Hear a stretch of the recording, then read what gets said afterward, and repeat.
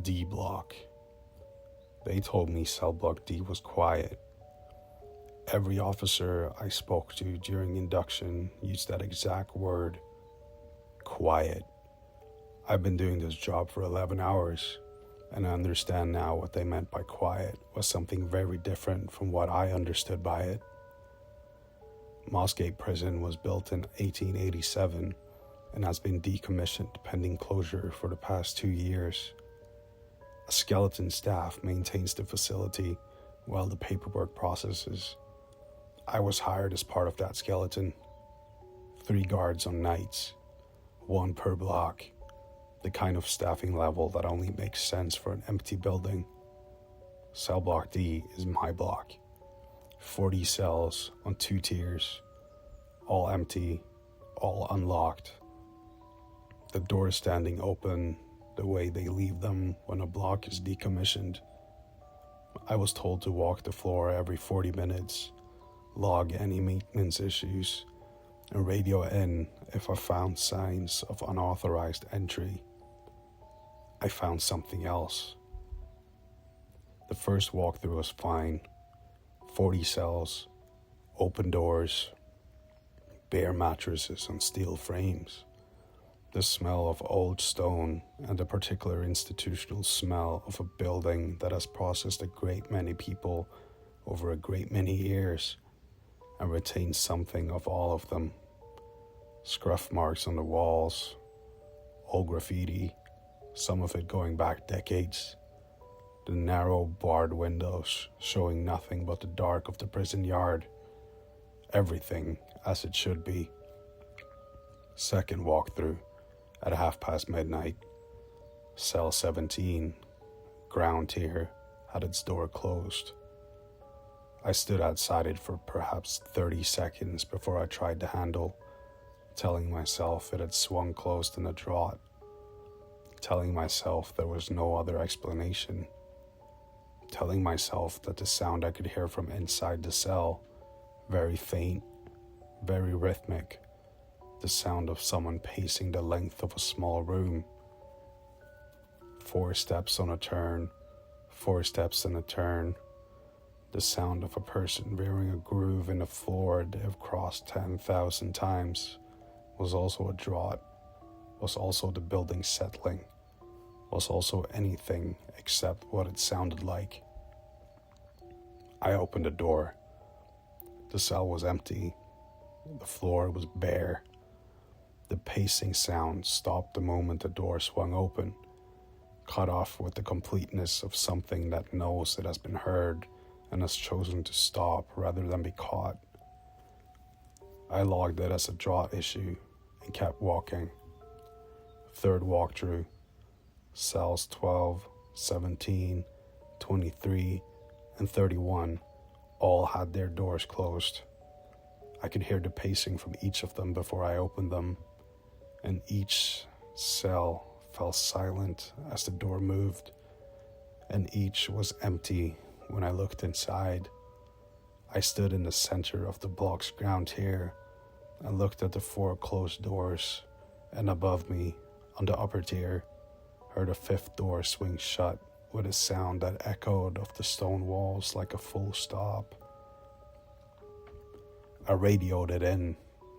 The duty supervisor, 3 blocks away, told me that doors swung closed occasionally, that the ventilation created currents, that it was logged and noted, that I should continue my rounds. His voice had a quality I've been thinking about since, the quality of someone delivering a prepared answer to a question they knew was coming. 4th walkthrough. Every cell on the ground tier was closed. I walked the row and opened each one, and each was empty and silent, and each swung itself quietly closed behind me as I moved to the next, so that by the time I reached the end of the row, the cells that already opened were closed again. I stood at the end of the row and watched it happen. Door after door, slowly, gently, with the unhurried movement of cells being made ready for occupants who had perhaps never left in any meaningful sense. I'm at the guard station at the end of the cell block now. All 40 cells are closed. The pacing sounds have resumed. I can hear them from here, not from one cell, but from all of them. 40 separate rhythms, 40 separate grooves being worn in 40 separate floors. The sound of a block running a full night shift of occupation in a building that has been empty for 2 years. My radio is on the desk. I have not picked it up because I don't know what to report. I have not walked the floor again because I don't know what I've been opening the doors for.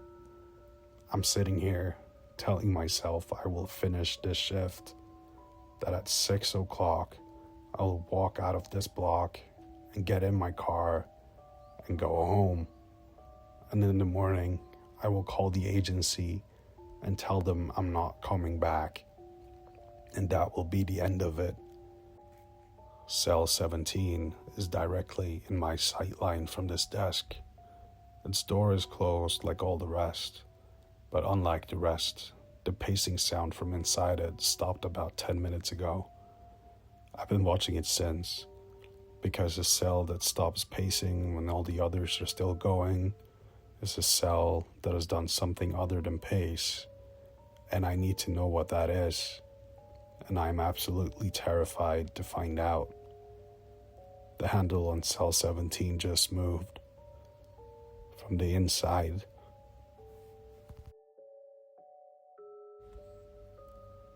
The last shift at Coldwell Works. The demolition crew is arriving at 6. My job is to make sure no one gets in before then. What no one told me is what to do when something that's already inside won't leave. Coldwell Ironworks has been derelict for 22 years. I've done 3 previous shifts here over the past month. The security company picked up the contract when the site sold to developers. And in those 3 shifts, I heard nothing except the wind through broken windows and the distant sound of the motorway. The building settles. The pipes knock. Old buildings talk to themselves. I know the difference between a building talking to itself and what I heard tonight. And what I heard tonight was not a building talking to itself. It started at 1:30. I was doing my second round, torch in hand, moving through the main floor of the casting hall, a space the size of an aircraft hangar. The ceiling lost in darkness 40 feet above.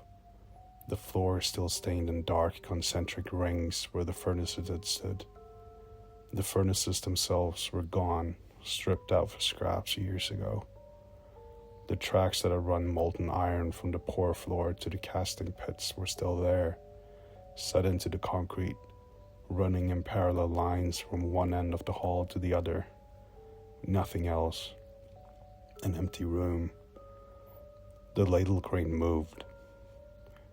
The overhead crane that had once carried the iron ladles, a massive steel frame spanning the width of the hall on rails set into the ceiling beams, had been seized solid with rust for 2 decades. I know this because I'd looked it up on my first shift and thought about it. Thought about what I would do if it came down, and then stopped thinking about it. It had not moved in 22 years. It moved now, slowly, with the grinding protest of metal that is fused with itself. It traveled perhaps 3 feet along its ceiling rail and stopped. I stood on the casting floor and watched it and told myself it was settling. Thermal expansion, the building contracting in the cold. Metal moves. Then the pour indicator light came on. There was, a row of signal lights mounted on a steel gantry above the main pour floor. Red for clear, green for pour, amber for hazard. They ran on the building's electrical system, which was disconnected at the mains when the plant closed in 2002.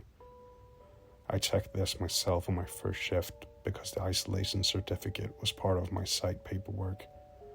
No power to the building. None.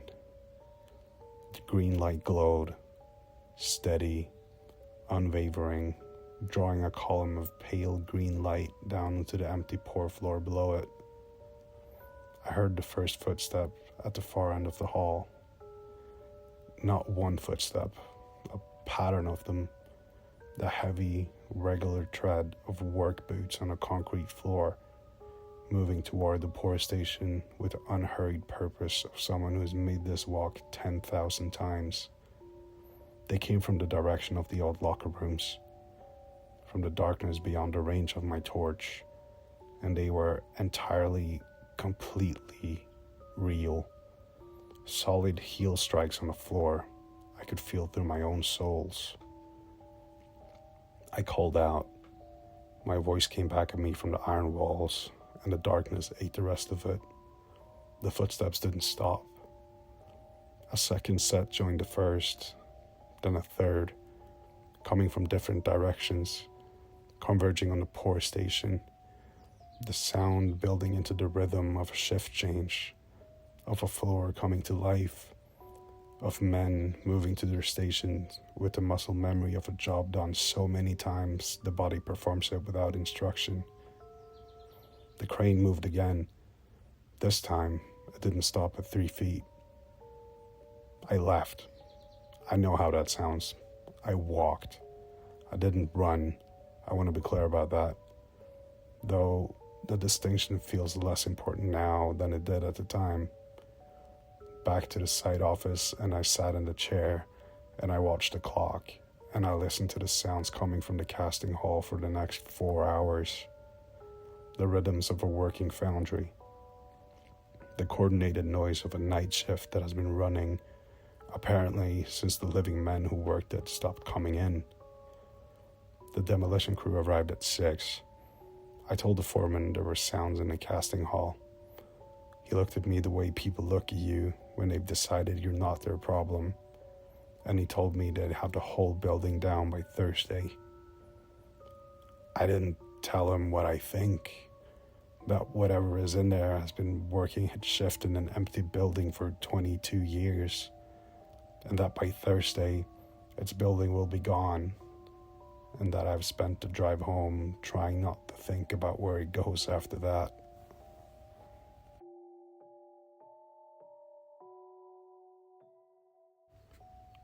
Fair. She got in at the corner of Marsh Lane and the High Street at 2:20 gave me an address in a quiet part of town 12 minutes away, and said thank you when I pulled out.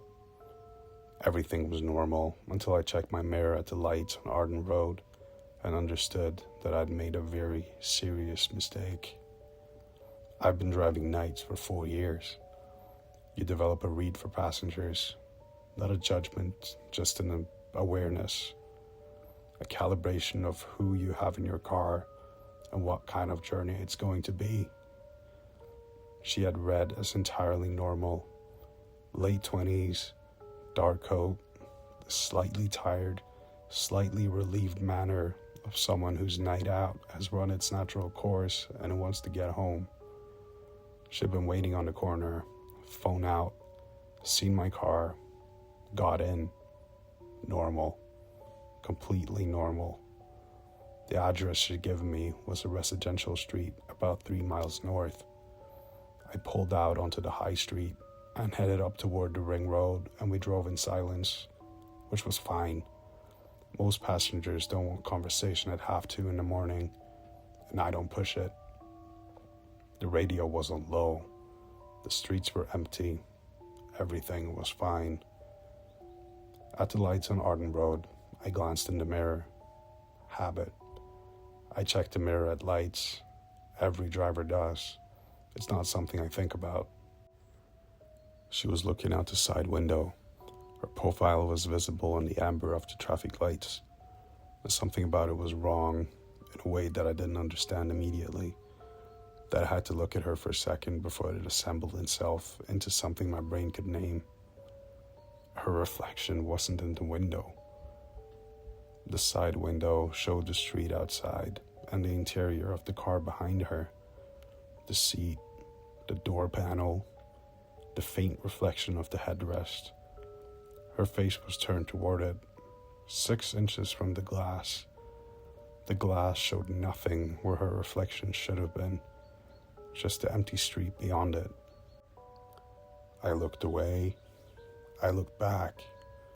The lights changed to green, and I sat there for a full second before the car behind me sounded its horn, and I pulled away on autopilot. Hands on the wheel, eyes on the road ahead, mind doing something I can only describe as refusing.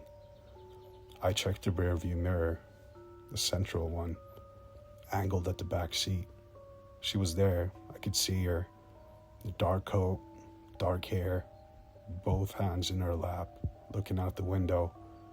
Present, visible, real. I angled the mirror fractionally toward the side window she was looking out of. No reflection. I am a practical person. I'm not someone who entertains this kind of thinking.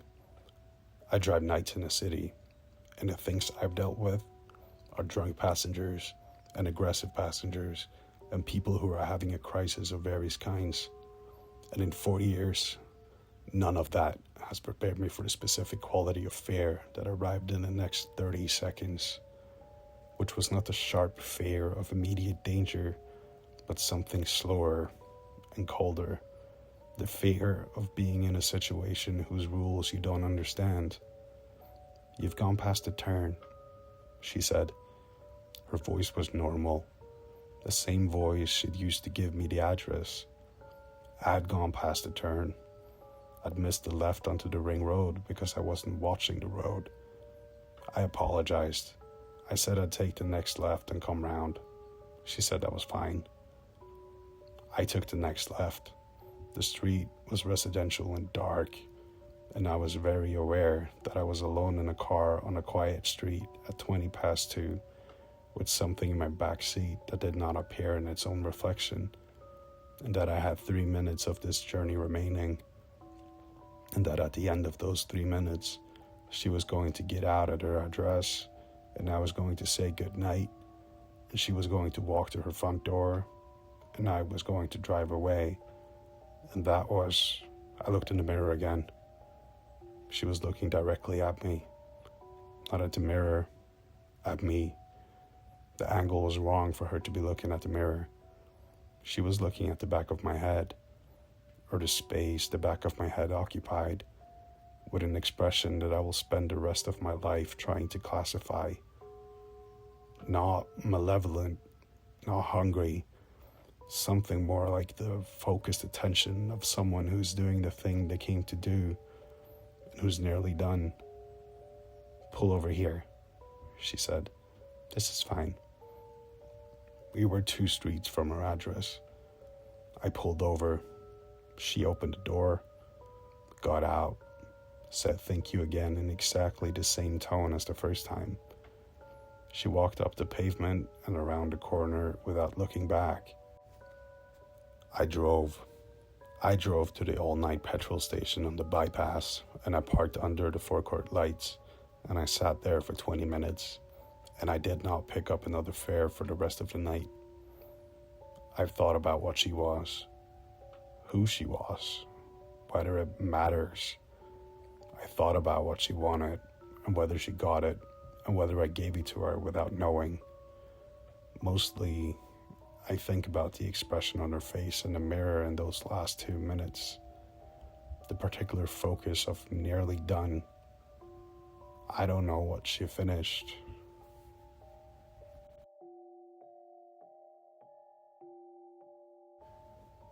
Word 11. I worked nights for 6 years, and I know every sound this hospital makes. What I heard at 3 this morning was not the hospital. It was my name. Ward 7 was quiet. 4 patients, all stable, all sleeping. The corridor was lit in a particular night shift, blue-white. The fluorescents dimmed to their overnight setting. The nurse's station, a pool of warmer light at the far end. I had charted the 15 obs, eaten a half a sandwich, and was standing at the window looking at the car park when I heard it. Not loud, quieter than the ventilation hum, quieter than the distant sound of the lift.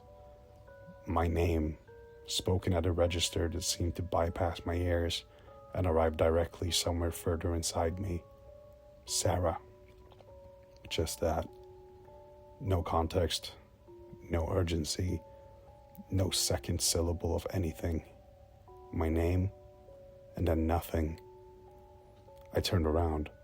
The corridor was empty in both directions. The ward behind me was still. The only sounds, the soft mechanical breathing of the CPAP on bed 3. I told myself it was fatigue.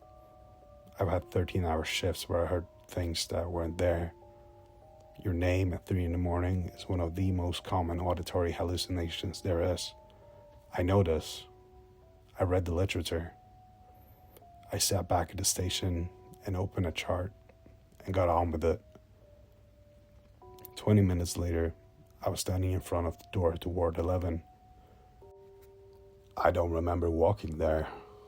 This is the part that I find the hardest to account for in any rational framework. One moment, I was at the Ward 7 nurses station, and the next, I was standing in the east corridor on the far side of the building, 20 meters from Ward 11's double doors, with no memory of the intervening journey. My feet had brought me here without consulting me. Ward 11 has been under renovation for 3 months. No patients, no staff, no lights beyond the emergency exit signs. The doors were secured with a push bar on my side and a keypad on the other. A laminated sign read, "Ward closed, authorized personnel only." I was not authorized personnel for this ward. I had no reason to be here. My hand was on the push bar. The pressure of it was already there. My palm flat against the cold metal. The bar depressed perhaps a centimeter. The door fractionally open. A sliver of darkness and the smell of plaster dust and something beneath it. Something older. Something that has a smell I can only describe as a long occupation. As a space that has held a great deal of human suffering for a great many years and hasn't aired out. The hospital was built in 1934. Ward 11 was a medical ward for decades, and then a psychiatric ward, and then nothing. Some buildings hold their history differently from others. Through the gap in the door, from the darkness of the unlit ward, I heard breathing. Not one person breathing, many. The soft, unconscious respiration of a ward full of sleeping patients, rising and falling in the unsynchronized rhythm of people at different depths of sleep. The sounds of a ward at 3 a.m, coming from a room that had been empty for 3 months. My name again, Sarah, from inside the dark. And this time, it was not one voice. I stepped back. I let the door close. I stood in the corridor and I breathed, and I told myself what I was going to do, which was walk back to Ward 7 and not think about Ward 11 for the rest of the shift. I told myself this clearly and firmly, and then I stood there for another 30 seconds unable to move, because some part of me was still listening to the sounds on the other sides of the door, and some part of me recognized them, and some part of me, the part that I'm least able to explain and most afraid of, wanted to go in.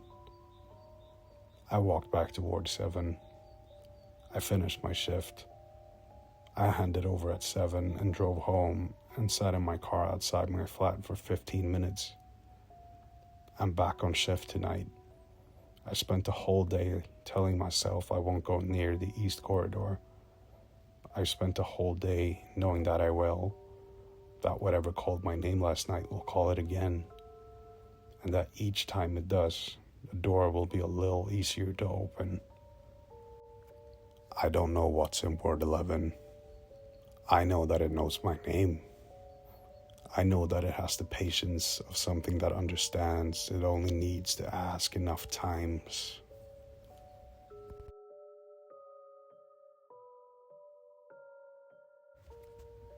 "14 Vern Close." The address came in as a noise complaint at 2:47. The system flagged it as unoccupied. My partner went into the basement 11 minutes ago, and I am standing at the top of the stairs, writing this on my phone, because I need someone else to know what I'm hearing. The house at 14 Vern Close is a mid-terrace on a quiet street. Council listed as vacant pending demolition following a structural survey 18 months ago. The caller who reported the disturbance gave a name we haven't been able to trace. The call itself was flagged as a possible misroute. The voice quality was poor, the connection unstable, and the dispatcher noted afterwards that the background sounds on the call were strange. She said it sounded like the inside of the call was coming from inside the address itself. We thought that was a phone artifact.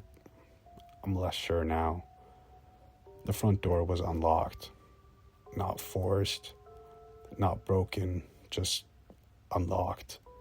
The latch turned, swinging open at the first push. Inside, a hallway, bare floorboards, a staircase, a kitchen visible at the back. Smell of damp and the sweet underneath smell of a house that has been closed for a long time. No lights. We swept with torches. Nothing on the ground floor. Nothing on the first floor. DS Webb, my partner, 12 years in the job, steadier than anyone I've ever worked with, found the basement door in the kitchen and said he'd check it. Standard procedure. I told him I'd cover the ground floor, and he nodded and opened the door and went down, and his torch beam disappeared around a turn of stairs. That was 11 minutes ago. I have called his name 8 times. I have my own torch on the basement stairs, and it shows me the lower treads and the turn and nothing else. I have my radio, and I've called it in, and backup is 6 minutes out. Webb's radio is not responding. His phone goes to voicemail. Here's what I can hear from the basement. For the first 4 minutes, nothing, which was wrong, because even if Webb had found something and was dealing with it, I should have heard movement, footsteps, his voice. The absence of sound 12 feet below me was the first thing that made the specific cold settle in my chest that I'm still feeling now. At the 4-minute mark, a sound I placed immediately as a chair being dragged across a stone floor. One long scrape, and then silence. At 7 minutes, Webb's voice, his actual voice, not a recording, not a distortion, his voice, saying my name from the bottom of the stairs, saying, "Come down, it's fine, come and look at this." His voice exactly, the same flat Midlands accent, the same cadence. I had my foot on top stair, and I'd taken one step down before something stopped me. I can't tell you what stopped me. Some instinct, some wrongness in the quality of the invitation. Something in the specific way said, "Come down." That was not the way Webb says anything. Webb doesn't invite, he states. "Come and look at this" is not a sentence Webb has ever said in 12 years on the job. I stepped back. I called his name again. The voice from below said my name again, and this time there was something layered under it, under the familiar timbre of it, a resonance that didn't belong to any human chest cavity. And I backed away from the stairs, and I'm now standing in the kitchen doorway, and I am not going down those stairs. Backup is 4 minutes out. I'm going to stand here, and I'm going to wait, and I'm going to keep my torch on top of the basement stairs, and I'm going to keep telling myself that the thing using Webb's voice from the bottom of those stairs is not Webb, and that Webb is fine, and that I will find him when there are more of us. It just said my name again. It sounds exactly like him. More like him than before, if that's possible. Whatever's down there is getting better at it, refining it, adding the small, specific details of a voice that only someone who knew him well would know to include. The slight catch on the R, the way he drops the ends of sentences. 3 minutes. I am not going down those stairs.